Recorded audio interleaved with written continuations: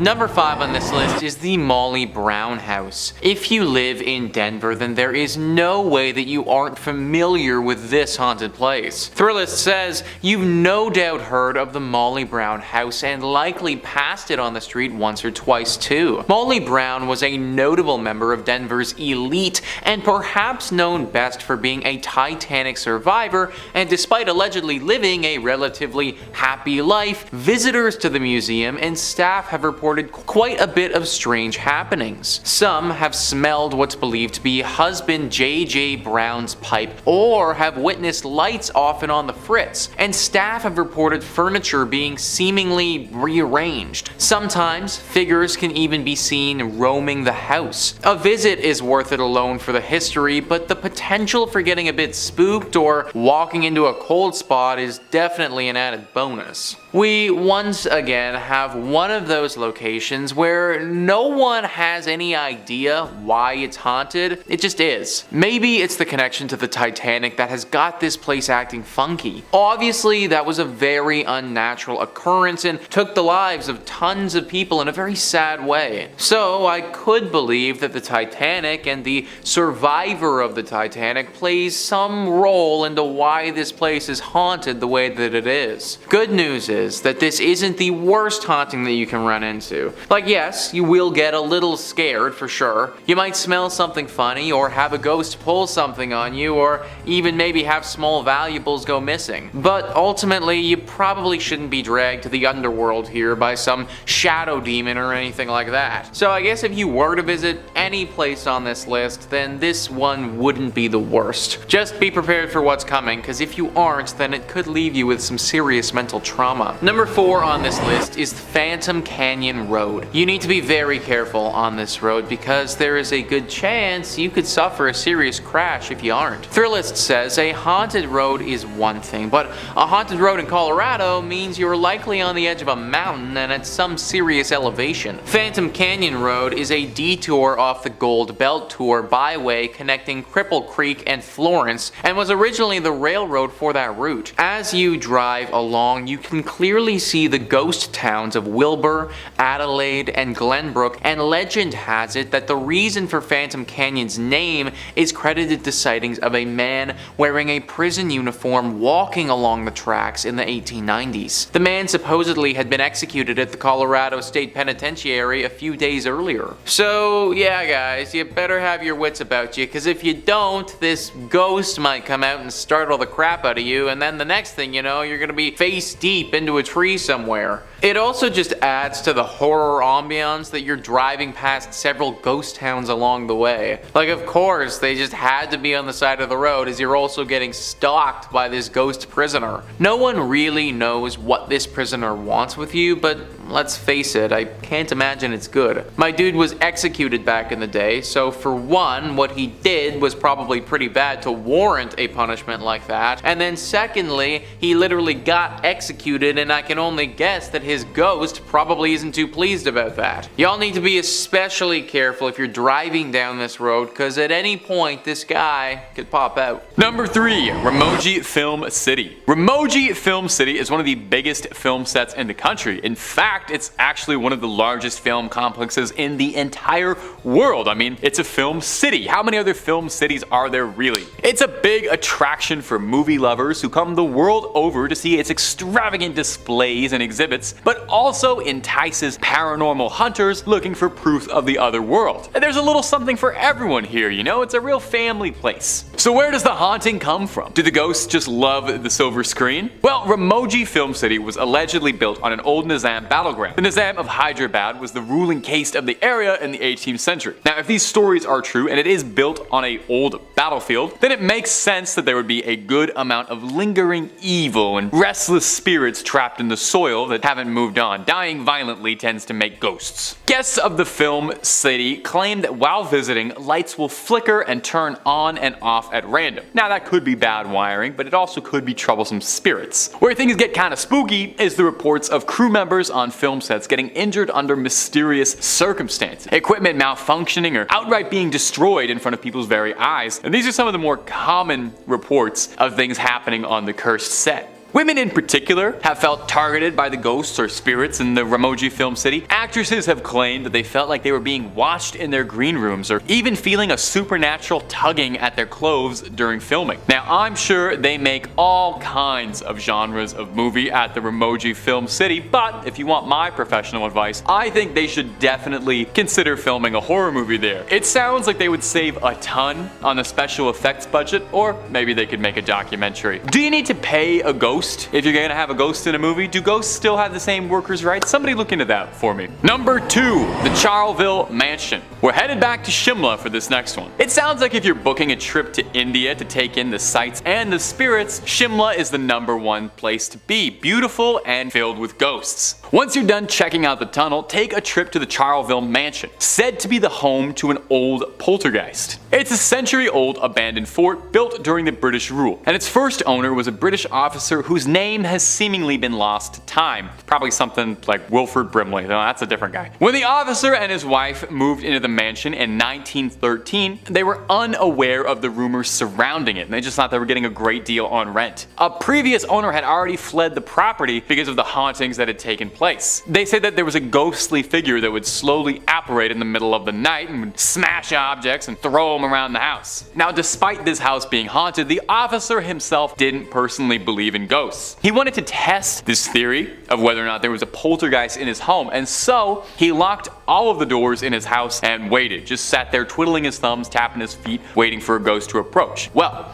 lo and behold, after locking all the doors, he heard a crash upstairs and ran upstairs, opened the door, and found that this one room had all of the furniture and all of the mirrors just utterly demolished. I think he moved out the same week. They say he moved out shortly after, but I can't even imagine he finished packing his bags. Now, the next owner was one Victor Bailey, an assistant secretary working on the railway construction at the time, and I gotta say, there must be some really bad vibes at the Shimla Railway if 2 entries on this list involve it. Anyway, the Baileys moved into the mansion, and at first it seemed like a great deal. Beautiful mansion secluded away from the rest of the world. Until one day at a dinner party, one of their guests reported that he was talking to a lovely English gentleman. Victor Bailey was a bit confused, and when he went back to go introduce himself to this guest, he watched the man disappear into the room the poltergeist destroyed, just vanished out of thin air, and the Baileys packed their bags and left shortly after. The mansion is now deserted and is a hot spot for paranormal activity, so enter if you dare. I actually don't even know if you can go in. Look into that maybe. Number 1, Dumas Beach. We all love a good beach vacation. If you're looking for somewhere sweet to lay back while sipping on something sweet, India is full of some beautiful beaches. But we are not here to talk about anything lovely, okay? This isn't top 5 lovely, although that would be just delightful. I would love to work on top 5 lovely if we're ever gonna make that a channel. Maybe you guys are listening. We're going to Dumas Beach, located along the Arabian Sea in Gujarat. The first thing you'll notice about this beach that stands out is the black sand, which is already pretty unnerving. Most beaches don't look like that. The local folklore says that Dumas Beach used to be a burial ground for Hindu people, and as such, generations of spirits are ingrained into the sand. Building on this legend says that the reason for the obsidian-colored sand is years worth of cremated ash by the burning of the dead, eventually overtaking the sand on the beach. So, I don't know, if you're thinking about making a sand castle, maybe think twice about that. Maybe keep the flip-flops on too, okay? So what do people say about the spirits out there? Well, it's been said there's a negative aura present in the air, and even just while visiting, tourists and residents say they can feel this sense of dread that something is wrong immediately walking around there. Locals say that the spirits of the dead walk down the beach at night, and visitors claim to hear inexplicable voices, scary laughter, and crying. So if you want a nice, long, romantic walk down the beach in India, just keep in mind that you're gonna have a bit of an audience with you. Some people go so far as to say that there's been apparition, floating orbs seen around the beach. I was having a bit of trouble finding any photos of any ghost sightings around the beach. People say dogs behave strangely, walking through it, howling and barking. There are some who believe that the animals can see spirits we can't, and this could be evidence of that. Now, the most extreme legends say that the tourists go missing around midnight on the beach, but I want to believe if people kept going missing on a beach, they'd shut it down, but I don't know. I've seen Jaws. I know that's not actually that likely. Number 5 on this list is Casa Lacaro. This is a beautiful casa in Tenor life, and there is a ghost that haunts it consistently. Idealista says, the origins of this scary story are related to the old house of the Laro family, which is located in Cala de San Agustin and dates back to the late 16th century. Catalina lived in this building. Many believe that this girl was the daughter of Antonio Laro and that she was forced to marry an elderly man, and for this reason the young woman decided to take her own life by throwing herself into a well at the back of the house, an area which is now closed with a wall. Legend has it that Catalina's body is buried in one of the rooms within the house and haunts the property to this day. This is due to the fact that because she took her own life, the church denied giving her a Christian burial in a cemetery. This lack of a proper burial is probably leading to the fact that her ghost can't rest. As we've seen before on this channel countless times, people who get cast away like that, regardless of their circumstances, their spirit often clings to the living. I doubt that they can help this in any way, it's just kind of the way things like this operate. It also doesn't help getting your body literally stuffed into the walls of your building, and also taking your own life usually isn't the best either.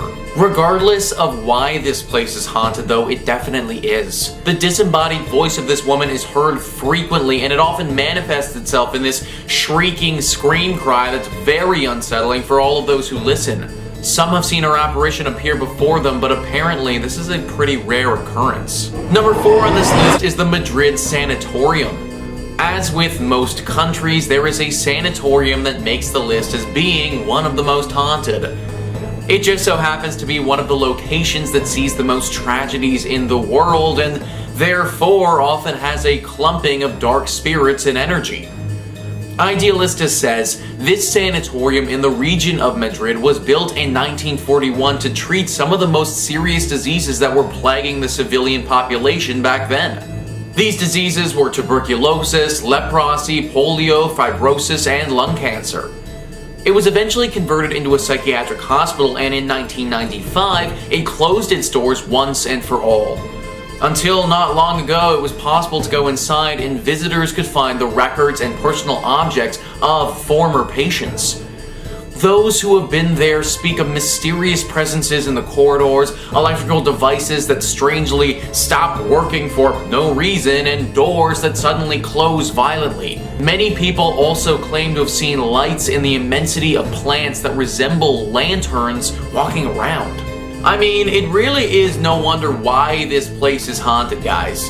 We went from a sanatorium to a psychiatric hospital, and it's clear that both places saw a lot of death in their time. It should also be noted that psychiatric hospitals back in the day were not nearly as good as they are now. People were very often mistreated at these places, and it's not common to see those spirits linger on. There truly is no reason for you to be traveling to this place other than to test your luck with the ghosts, something that I really don't recommend doing.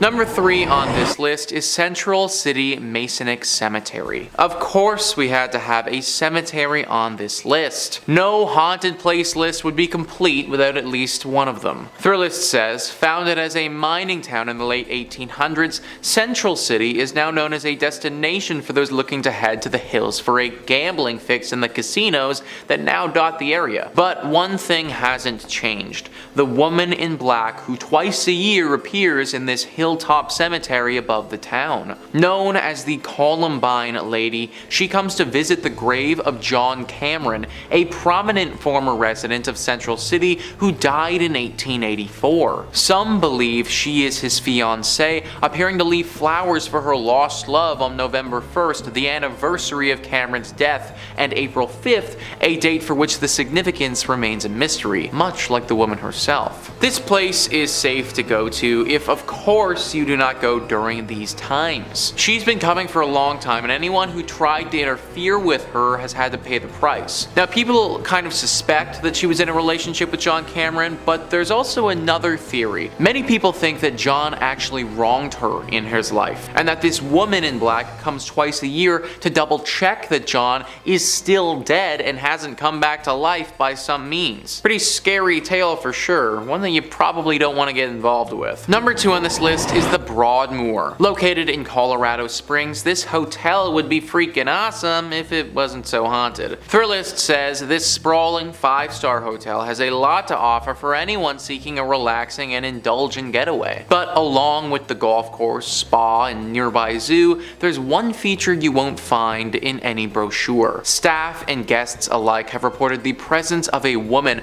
often in the penthouse where Julia Penrose, co-founder of the property, once lived. While not confirmed, Penrose's death is said to have been surrounded by a strange occurrence in which she went missing and was later found, confused and shaking in the woods nearby with no memory of how she got there. She passed away a week later, and perhaps her spirit remains, watching over the property and seeking answers about her own mysterious death. Now I am wondering, man, how did Penrose die? Like, this whole story feels like a movie or something like that. I truly think somebody needs to get in here and investigate what the heck happened here. Because, like, should we be scared of the region because this is gonna happen again? Was Julia doing something specific before she disappeared, and should we avoid doing that thing? There are just so many questions that need to be answered here, and sadly I can't do it from the comfort of Toronto. That being said, I'm also not trying to end up like Julia, and therefore will be leaving this job to somebody far more qualified. And finally, number 1 on this list is the Highlands Ranch Mansion. A truly picturesque mansion, one that's been standing for over 100 years and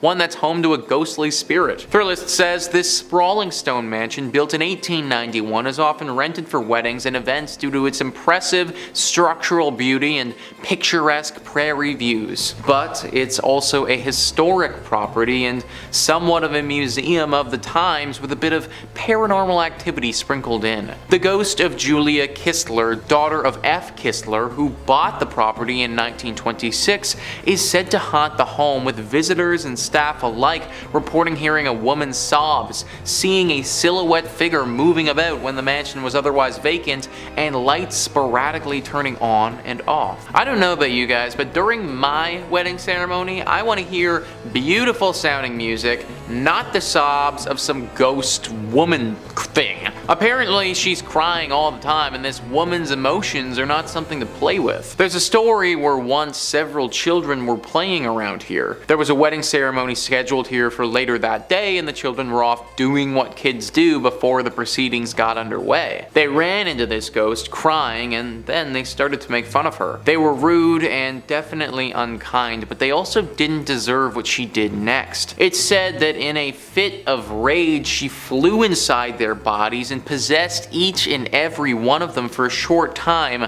showing them things that were truly terrifying. Things that have ultimately changed those boys' lives and altered their mentality forever. Any ghost that's capable of doing something like that, that's one that I don't want to be around. Number 5. Banic, Montana. Coming up first on our list of abandoned towns that might be home to something sinister is Banic, Montana. This town is a notable hotspot for paranormal enthusiasts, due in part to featuring on Zach Bagans' ghost adventures, and if he was involved, you know it's legitimate. It was founded in 1862, when John White discovered there was gold on Grasshopper Creek, and the bells rang and all the prospectors rushed into them hills to strike gold and make it big. After that fortunate discovery, Banic became your typical gold rush community in the Wild West. That means a lot of people with missing teeth and big straw hats came in to come swing pickaxes at rocks looking for gold. An onset of prospectors and money meant that two-bit hoodlums and varmints were soon to follow. The roads leading up to Banic became a dangerous place, where holdups, robberies, and all kinds of high noon trouble became common. It became infamous as one of the most dangerous parts of Montana. The route leading into it had more robberies than any other stagecoach route in the country at the time. And the wildest thing about this already pretty Wild West tale is that the leader of the outlaws that had been raiding the stagecoaches on Banic was Banic's own sheriff. That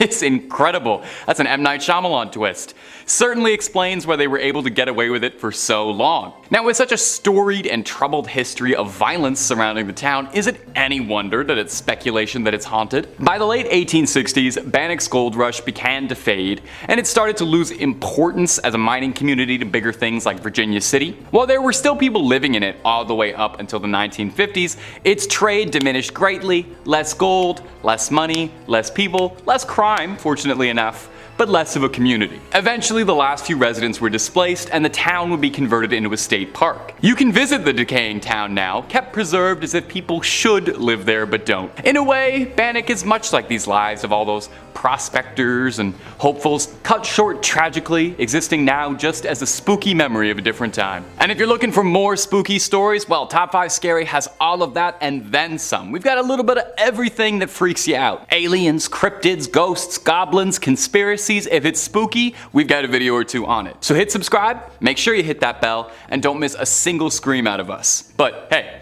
do that at the end of this video, okay? I got way more ghost towns coming up for you.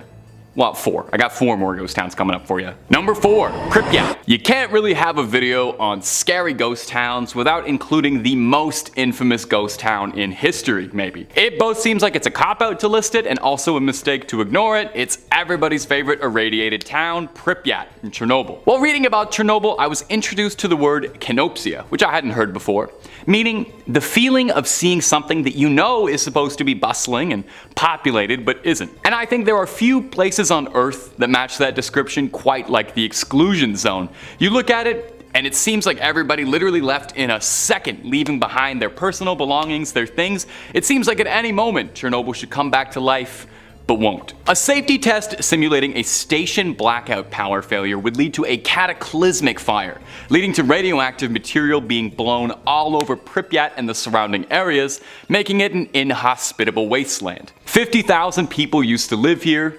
Now it's a ghost town. Yeah, that line is from Call of Duty. I did steal that. Now Chernobyl, despite the fact that it is literally an irradiated wasteland straight out of the movies, is an above average popular site for tourists and would-be stalkers who want to explore around the exclusion zone for fun. I kind of understand it. I think I'd want to stand around, look around a bit, take it all in, and then immediately get out of there and go to a doctor. I'm not sure I'd spend too much time there personally. Now, as one might imagine, visiting the zone isn't as simple as walking on in and buying a ticket. For starters, the country is kind of busy right now, so not really the best time. But if you were to go, you're advised strongly to go with a guide or someone who knows the area very well due to how dangerous and unknown everything is out there. Avoid touching anything unnecessary, vegetation, or the wild dogs that roam the streets. They're very cute, but their fur is just a little bit too irradiated for me. You gotta wear boots, a mask, and an outfit that covers as much as possible to avoid any dust. You're asked not to enter buildings without approval, since some of them are so degraded that they could collapse under you at any second like the worst game of Jenga. It's kinda hard to look at stuff of Chernobyl and not feel like a pit in your stomach, you know? Looking at what happens when human indifference wreaks unspeakable havoc to the lands around it, poisoning the earth forever, radiating the animals, destroying people's homes and lives, and this ended on a bit of a bleak note, didn't it? I'm sorry, this list of abandoned towns hasn't been more fun. I did try to look if maybe there was like an abandoned circus or like an abandoned Toys R Us that would have been fun to talk about, but it's mostly gonna be irradiated wastelands and places where everybody died. Sorry. Number 3 on this list is Oate. Oate is actually an entire village, and it's said that the whole village is haunted. This village is abandoned now, and maybe a big reason for that is because of how haunted it is. Don Quixote says why this village started to empty at the end of the 19th century is still not entirely clear, but illness, unfortunate weather, and a murder all had a role to play. During this time, there was sickness, especially the Spanish flu, which devastated the area, and rain and hail that destroyed crops in successive years during the 1920s caused people to go search for a better place to live. In 1930, there remained only 2 families, one being a family of 3 and the other a single elderly man. Because a crazy pastor that frequented the village threatened pretty much everyone, the Aranguiz family decided to move to a safer village nearby. The elderly man, Eusebio, wasn't far behind. Their fears were later realized when the crazed shepherd brutally killed a fellow shepherd in one of the abandoned houses in Oate in 1936. All of this has obviously left its mark on this abandoned village, and now it's just a mess of ghostly and paranormal activity. A hotspot of spirits, demons, and beasts. In fact, and this is almost something else entirely, but there have been literal sightings of UFOs here before. That's a lot of stuff for one tiny village in Spain. I would recommend doing exactly how the locals did and avoiding this village at all costs. Number 2 on this list is the Thorax Hospital. The Thorax Hospital has definitely seen some horrible things over the years. The hospital, which is now abandoned and out of use, is located in Teresa. Back in its heyday, it was mainly used as a hospital for those sick with respiratory illnesses. All of the diseases varied, but if it had to do with your lungs, then it was likely that you ended up here. The hospital sadly boasted a very horrible statistic when it was operational. It seemed that an uncanny amount of individuals would take their own life if they got sent here. Many believe that due to the nature of the diseases that we're referring to, many people died a slow and painful death. This process often induced a sort of psychosis where the individuals would start to lose their mind a little bit before dying. Logical thought was very hard for these individuals to grasp, and even though it was a house of the sickly, it also turned into a house for the mad. This is why a lot of these individuals would take their own life. One of the biggest legends surrounding this spot is the jungle. Apparently, there is a garden in the middle of this hospital.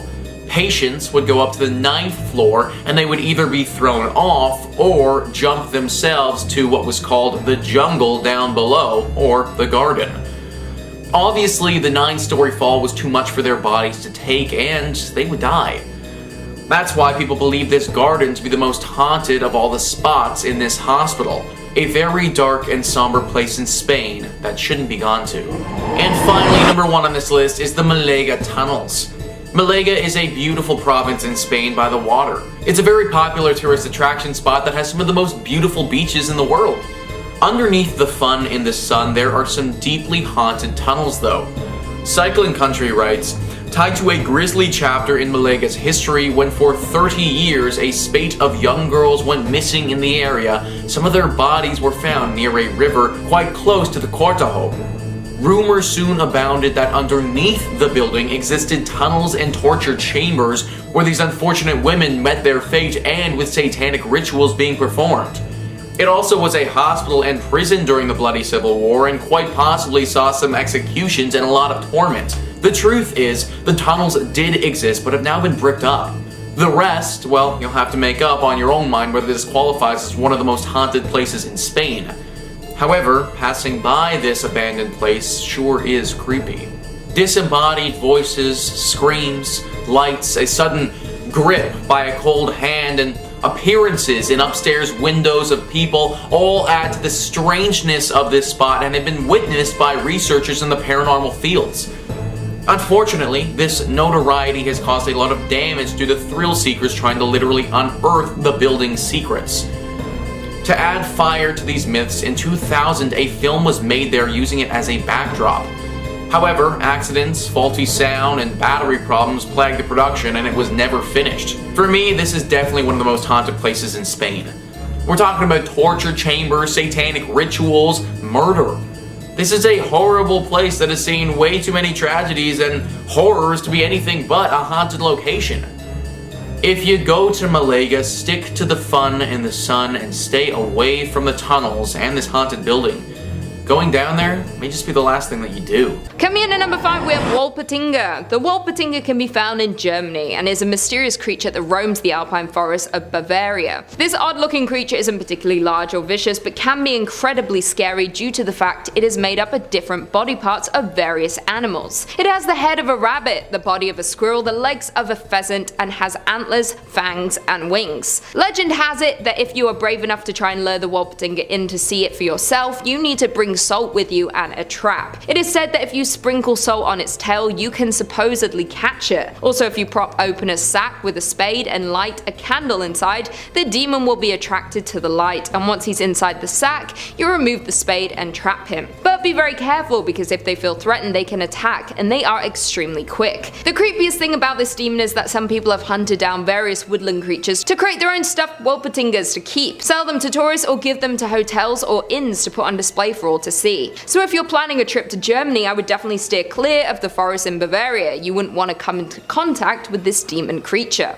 In at number 4, we have Tatel Worm. The Tatel Worm is a huge man-sized worm or snake with a feline face and a reptile tail that usually lives underground in the Eastern Alps in Switzerland, Liechtenstein, Italy, Bavaria, and Austria. The only time you may get attacked by this hideous creature is if you disturb it or threaten it while it's burrowed. It is believed that this demonic creature is extremely venomous and can attack you with its its poisonous breath, and tends to make a high-pitched hissing sound when attacking their prey. So if you ever hear that nail on a chalkboard-like sound, I suggest running the other way. The name Tatel Worm isn't traditionally used in Switzerland. They usually refer to this demon as Stollenworm, or the dragon of the mine tunnels. The Stollenworm may also be interpreted to mean a serpent with short, thick feet. An early description of dragon sightings in Switzerland was seen by Johann Jacob Wagner as early as 1680, and then illustrated further by Johann Jacob Schuster in 1723 and referred to as Schuster's dragons. The cat-headed serpent with black-grey body and no legs was said to be encountered by Johann and Thomas Tinner at a place locally known as Hauwelen on the mountain of Frumsen in the barony of Alsace, Switzerland. It was alleged to measure 7 feet or more in length. Residents in the neighborhood were complaining that their cows' udders were being mysteriously sucked on, but the incident stopped after this creature was killed. Another account of this demon was described as a 4-legged cat-faced mountain dragon by Andreas Raudner as something he encounters in 1660 on Mount Wangersberg in Sargensonland, and when it reared up on its hind legs it became as tall as a man with boar-like bristles running down its back. A 70-year-old man named Johannes Egerton came into contact with this beast and said when it exhaled its breath, the man said he was overcome with dizziness and a massive headache. The naturalist Carl Wilhelm wrote in his book History of Dragons of the Alps in 1887 that these creatures have died out by now, but to this day the Tatel Worm phantom legend lives on, and many people still believe these demons remain. Number 3. Centralia, Pennsylvania. Coming up next on this list of spooky ghost towns is going to be Centralia in Pennsylvania.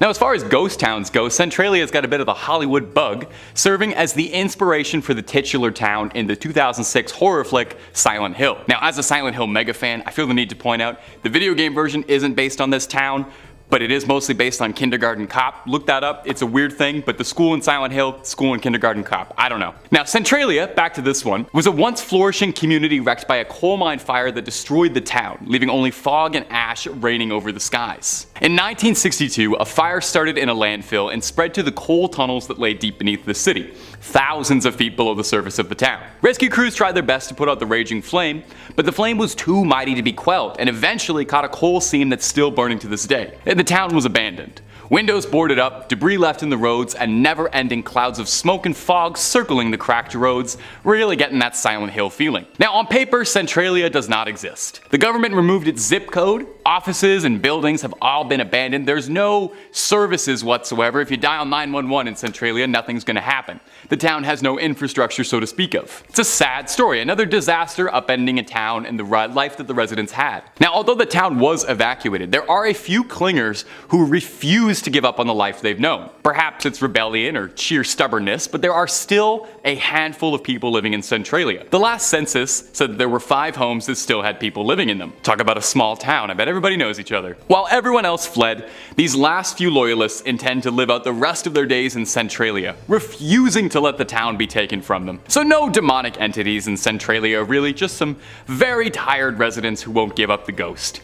If you ever visit, make sure to be nice, okay? I feel like they've been through a lot. Number 2, Varosha, Cyprus. Coming up next on our list is going to be Varosha in Cyprus. Once a shining playground for the glitzy and glamorous, this paradisal resort in the Mediterranean was a popular spot for the celebrities of yesteryear in the 1970s to get away from it all and put their feet up and stop worrying about the daily stresses of having a lot of money and being a movie star. That kind of lifestyle's taxing. The suburbs enjoyed a thriving tourist economy, with the golden sands and beachfront hotels being a force in enticing people to come. Of course, fame is fleeting and nothing in this world lasts forever, like celebrity resort towns. In 1974, Turkey would invade Cyprus and occupy the north in a response to a Greek nationalist-led coup. So the 15,000 people that lived in Varosha all up and fled the city in terror, leaving everything behind as it stood. Unfortunately, years of political strife and controversies in the area kept Varosha's residents from ever returning to their homes,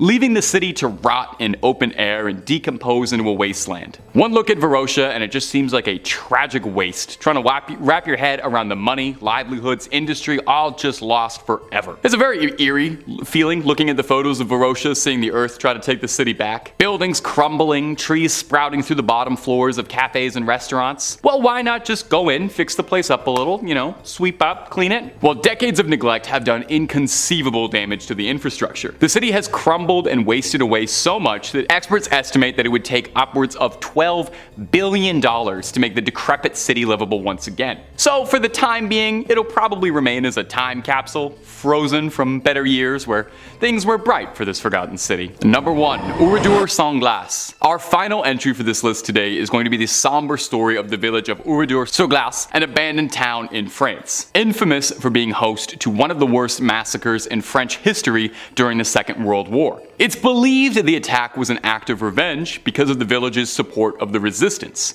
So as retaliation, German soldiers rounded up 642 residents and killed them, and burned the houses to the ground. Some were fired at, while others were locked in a church that was burned. The only people from the village who managed to survive the horror were those that played possum and fled out into surrounding forests after the invading soldiers had all left. After the war had ended, nearby there was a new Urre sur glace built nearby, but the original village, what's left of it at least, was ordered to be left untouched by President Charles de Gaulle, who insisted the village must be left standing as a monument to honor the dead who had been wrongfully taken too early.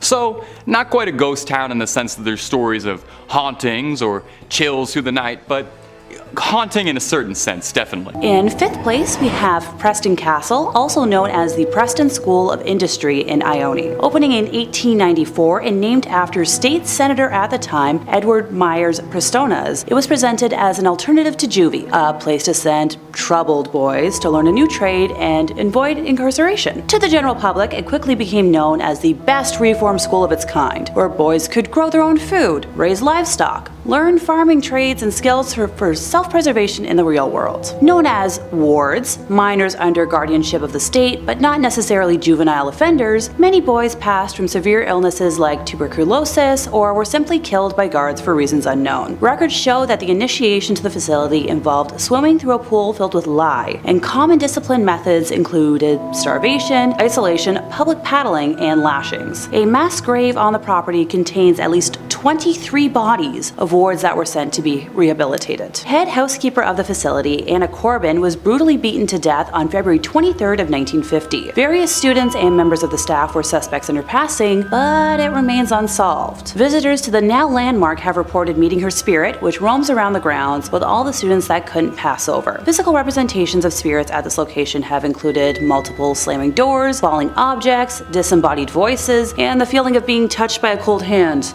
All common pranks that are meant to terrorize and discombobulate. In 4th place, we have the Los Coches Adobe in Soledad. Before the establishment even broke ground, back when the area was used primarily for mining, over 30 miners perished in a soil collapse, and visitors to the area have since reported hearing their cries for help from the now abandoned mine shaft, while feeling pressure on their chest and back as if they were being buried alive. The adobe itself is located on the site of Highway 101. The building being originally built in 1843 to be used as lodging for workers in the area. Between 1872 and 1886, Soledad served as the terminal station for the railway that connected to San Francisco. Legend says that the owner of the inn was responsible for ending the lives of multiple folks who stayed there, especially near the end of the inn being in use, by entering the rooms as they slept and slitting their throats before stealing their riches in an attempt to keep the inn, afloat. Other spirits spotted on the property include, but are not limited to, a man hanging from a tree, swaying in the wind, and a woman sitting while holding a pointer stick, with her mouth moving as if she's yelling at whoever spots her. It is reported that the wall between the living and the dead is so thin here that people who have stayed in recent history reported having the walls and surroundings inside of the building changed them to match the settings of the once deadly inn before their very eyes. Those who have opted to go so far as to stay the night have often woken up with with handprints on their chest or throat, a remnant of what came before. In at number 3 we have Black Shook. The Black Shook may be the most terrifying of them all, and definitely the deadliest. It's a huge black dog with evil red or green eyes that roams around the countryside of East Anglia. If you ever come in contact with this demon creature, you'll most likely die or at least become very ill. Even just looking in the Black Shook's eyes directly means certain death. The Black Shook is referred by many as an omen of death if ever seen or came in contact with. The name Shook derives from the Old English word skooka, which translates as devil, fiend, and to terrify. In Littleport, Cambridgeshire, it's home to 2 different legends of black dogs, which many believe are linked to the Black Shook. One account refers to the story of a huge black dog that haunts the area after being killed rescuing a local girl from a lustful friar in pre-Reformation times, while the other story tells of a black dog that haunts the A10 road after its owner drowned in the nearby River Great Ouse in the 1800s. In May 2014, a large dog was excavated at Leiston Abbey by Dig Ventures, and many believe it was the remains of a Black Shook. Dig Ventures came out and said they don't believe the remains were from the Black Shook, stating it was only 2 feet tall and was around the size of a mastiff. Carbon dating of the bones indicated the dog was said to be from around the 16 or 1700s. Many people have reported sightings of the Black Shook, and even to this day locals believe this demon is still roaming around England. One local woman said she had seen the creature one summer morning in the 1950s when she returned home from dance near Cromer. A Suffolk man said he had seen the dog one evening on the marshes near Felixstowe, and another account of a woman who was cycling during the 1930s. One winter night, the woman was riding her bike home after making a delivery when she was followed by a huge dog, and no matter how fast she pedaled, it seemed to effortlessly keep up to her before suddenly vanishing into thin air. The Black Shook has also been seen many times in pop culture, like in the hit TV show Teen Wolf, the 2019 movie Annabelle Comes Home, the 2020 video game Assassin's Creed, and even referred to in the 1999 novel Harry Potter and the Prisoner of Azkaban. In at number 2 we have Basilisk. The Basilisk is an extremely dangerous being. It is a legendary reptile that is referred to as a serpent king, who can cause death with a single glance and is believed to be able to breathe fire. This snake-like being is not very big but is highly venomous and can kill in an instant and leaves a wide trail of venom behind. The Basilisk is quite different from a normal looking snake and is named King because it is seen to have a crown-shaped crest on its head. One of the earliest accounts of the demon comes from Pliny the Elder's Natural History, written in roughly 79 AD, where it's described as a monstrous cow-like creature and all who beholds its eyes fall dead upon the spot. The only thing that the Basilisk fears is a weasel. It is the only animal that can face and attack the demon snake, and apparently the weasel's urine is the Basilisk's kryptonite. It can also be killed with the crowing of a rooster, and many travelers would, and some still do, carry a rooster when they venture into areas where it was said that the Basilisk lives. Some people have speculated that accounts and descriptions of cobras may have given rise to the legend of the Basilisk demon. Cobras can maintain an upright posture and are often killed by mongooses, and the king cobra have a crown-like symbol on its head. Several species of spitting cobras have the ability to spit their venom from a distance, often in their prey's eyes, so they have many similarities to the Basilisk. So if you're ever in southern Europe, I would beware of this monstrous snake demon. And finally, in at number 1 we have Balbus. This demon tends to reside in areas of Lithuania and is basically the boogeyman on steroids. It is a dark demon who will come and kidnap misbehave. The Balbus has piercing red eyes, long thin arms, wrinkling fingers, and the most terrifying face. This demon creature stands almost 7 feet tall, and their body appears like a large skeleton covered in black leathery skin. They also have extremely sharp claws and usually pounce on their victims from above. Sometimes they use two-handed weapons, but still have the ability to fight off their opponents with their claws, teeth, and horns. This demon likes to hide under carpets or inside dark crevices of your house before appearing and snatching the child. The Balbus is devious, mysterious, and will stop at nothing to make sure they are victorious in everything they do. Their more subtle sadism and stealth sets them apart from every demon on this list, and they like to capture their targets for later torture as opposed to immediate bloodshed. In many places like Italy and the Eastern Mediterranean, the Balbus is portrayed as a tall man wearing a heavy black coat with a black hood or hat which hides its face. Sometimes parents would loudly knock under the table, pretending that someone is knocking at the door to make their children behave. It is also featured in a popular Italian nursery rhyme saying, "Who do I give this child to? I will give him to Balbus for a whole year." This tactic is used by many parents throughout Europe to make their children who are misbehaving fearful of getting the wrath of Balbus, and in turn making them behave better. Many believe that the popular boogeyman was actually inspired by this demon by the fact that he likes to kidnap during the night, hide in darkness, and frightening children into good behavior. The boogeyman is a term used to instill fear in children, and the Balbus is the most terrifying demon of them all. Number 5. Bangar Fort. Now, if you Google Bangar Fort, if you're planning a trip up there anytime soon, almost every result will give you back something like India's most notorious or India's most haunted, so maybe that should give you a bit of a sense as to what's going on here. It's bad news. In fact, the place is said to be so filled to bursting with malevolent spirits that the Indian government actually restricts tourists from visiting after sunset for fear of spiritual danger. Let's take a look at the history of the Bangar Fort,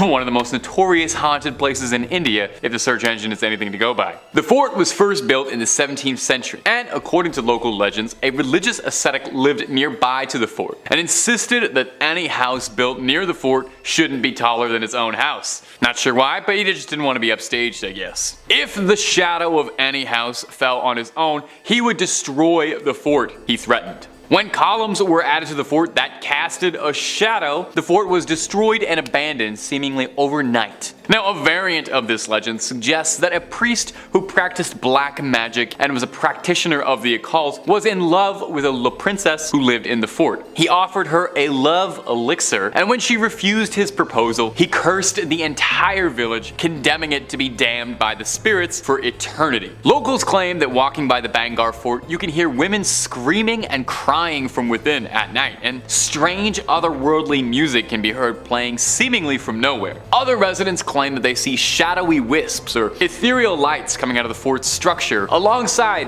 strange smells? What does a ghost smell like, I wonder? You know what? Don't let me know. That's maybe one that's better left not knowing. The reason for the ban after sunset is because local legends say that any person who enters the fort during the night will never be seen again and will become one of the spirits trapped inside. So maybe just stay within the guidelines and follow the signs just this once. And if you're looking for more videos about haunted hotspots, alien sightings, cryptids, creepy crawlies, and basically just about anything scary under the sun and above it, well, Top 5 Scary has all of that and then some. So click on through, subscribe, stay scared, and don't miss a single scream. But do that after you finish watching this video, okay? We worked hardish on it. Number 4, Tunnel 33. Shimla is said to be one of the most beautiful cities in the entire country of India and happens to also be home to some of the more haunted hotspots. Now, this one in particular might not be as scary as some of the other ones in this list. I thought maybe I'd give you a little break before we really got into it. But this ghost has been described as a lot friendlier than your average spirit, more of a Casper, if you will. Tunnel 33 is the longest tunnel in the Kalka-Shimla railway track, built in the late 18th century in 1898. British railway engineer Colonel Balrog was the man in charge of constructing the project. Colonel Balrog, I'm pretty sure he was a Street Fighter character. Colonel Balrog was given a thin deadline and he failed to meet expectations for the tunnel, leading to him being humiliated in his career after the British government was understandably pretty upset with him. Distraught, completely despondent, he ended up taking his own life and was buried near the incomplete tunnel on the railroad tracks, where his spirit has remained ever since. Residents report seeing apparitions of the good colonel through the tunnel, sometimes saying they see him standing, admiring his work, riding his horse, or if you really believe some of the more out there stories, he's even been seen talking to tourists and locals as they pass through, asking questions about his tunnel and if the project is going well and if they're meeting deadlines. The poor guy is still so focused on his work all these years later. Take a break, man, for us, please. A phantasmal 15. You've earned it. There's something very sad about a ghost who's stuck on the land he worked on, unable to move on. He's not interested in haunting or scaring anyone, but just doomed to check in on a project he never got to see completed. If you ever visit the accursed tunnel, and if you happen to see the colonel, tell him thank you, won't you? For me, okay? Tell him that the tunnel looks great and he did a good job. I'm sure he'd appreciate it. In third place, time to visit the Oate State Historic Park. Formerly a genuine gold mining town located east of the Sierra Nevada mountain range in Mono County, California, and now a national landmark,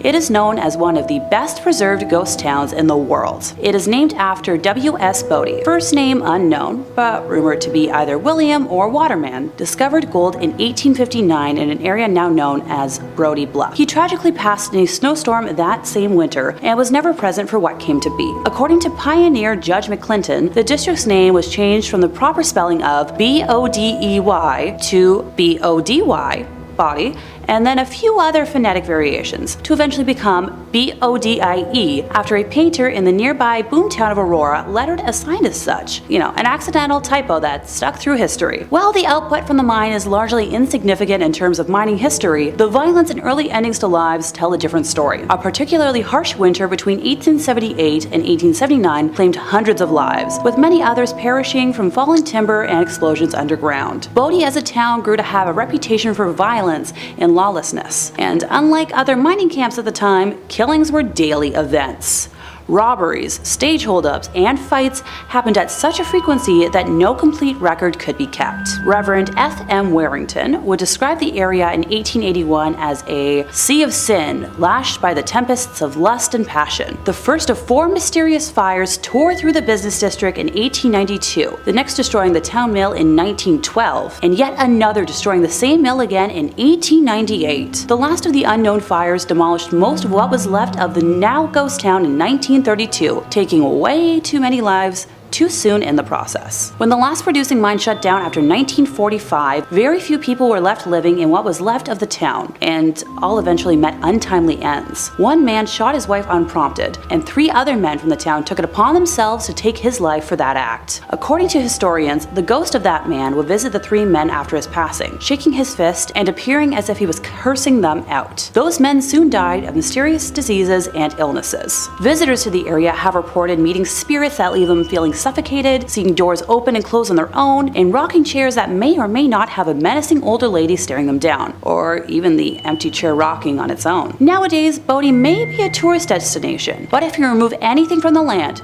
even so little as a pebble, you'll be cursed with remorse and tragedy. The park keeps a logbook of all letters and items returned to them, with each thief writing an apology note to Brody for what was taken. The curse is upheld by the ghosts of residents past who guard against thieves and protect the town's treasures. Coming in second place, we have the Cecil Hotel in Los Angeles, which was renamed to the Stay on Main in 2011. Cited as one of the inspirations for American Horror Story, Hotel, its history includes multiple deaths by a single hand and more unexplainable horrors. The first documented end of life at the Cecil occurred on the evening of January 22, 1927, when Percy Ormond Cook, age 52 at the time, shot himself in the head while inside his hotel room after spending over $40,000 in an attempt to woo back his estranged wife and an attempt to buy happiness. The next death that was reported was in 1931 when a guest, W.K. Norton, passed in his room after taking poison capsules. Too many lives to list were self-taken at the height of the Great Depression in the 40s and 50s. In 1947, it was claimed that Elizabeth Short, otherwise known as the Black Dahlia, was spotted at the hotel days before her gruesome and unsolved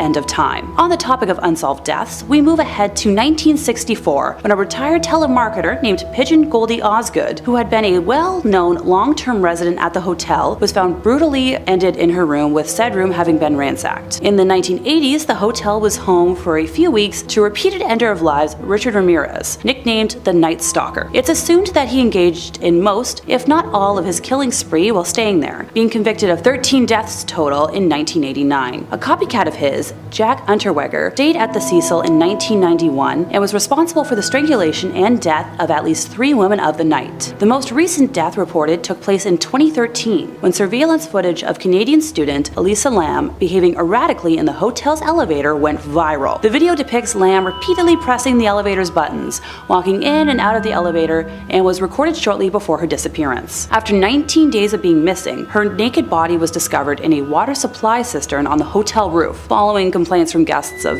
odd-tasting water and low pressure. And finally, in first place, we have the famed Winchester Mystery House in San Jose. It all began in 1881, when the passing of Sarah Winchester's mother, father-in-law, and husband, William Winchester, of the famed Winchester Repeating Arms Company, passed away in quick succession, leaving her with a very large inheritance, assumed to be around $20 million, which would amount to roughly $561.6 million today, and a 50% stake in the company, making her one of the wealthiest women at the time. After living in Connecticut for the majority of her life, a combination of an arthritis diagnosis and meeting with a medium convinced her to start a new life in California. She believed her family to be cursed by victims of the Winchester rifle, and began construction on what was originally a 2-story, 8-room farmhouse, which she purchased in 1886. She and her late husband shared an interest in architecture, and after dismissing all of the architects she originally met with, decided to do all of the home planning herself. She was known to rebuild and abandon construction if anything didn't meet her expectations, which resulted in a maze-like design. It is believed that said maze-like design was mainly intended to confuse and keep spirits from harming her and what was left of her family. According to paranormal investigators Mary Jo Ignafo and Joe Nickel,